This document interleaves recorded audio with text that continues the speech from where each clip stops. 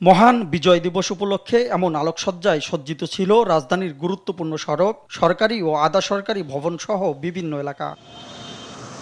গভীর রাতে রাজধানী জুড়ে লাল সবুজের এই আলোকসজ্জায় বিজয়ের আনন্দ উপভোগ করার জন্য কেন্দ্রীয় শহীদ মিনার, টিএসসি ও সংসদ ভবন এলাকায় নগরবাসীদের ভিড় ছিল চোখে পড়ার মতো।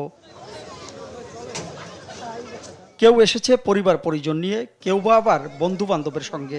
সবার একটাই উদ্দেশ্য, বিজয়ের এই আনন্দ নিজেদের মধ্যে ভাগাভাগি করে নেয়া। আসলে বিজয় দিবসটা তো আমাদের আনন্দের একটি দিন।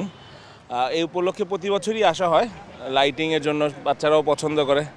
ভিগো ওয়্যার গার্ড প্রয়োজন মতো বাঁকানো যায়, অধিক চাপেও ভাঙে না। ভিগো।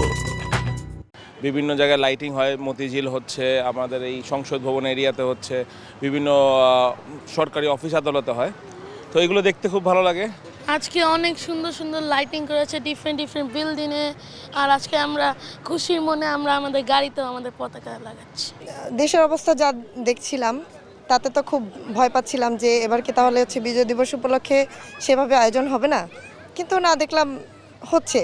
তো এই জন্য এটা দেখে খুব ভালো লাগছে। মহান মুক্তিযুদ্ধের চেতনা আর শহীদদের আত্মত্যাগকে গভীর শ্রদ্ধায় স্মরণ করে বিজয় দিবস উদযাপনে তরুণ প্রজন্ম সহ নানা শ্রেণী পেশার মানুষের আনন্দের কোনো কমতি ছিল না।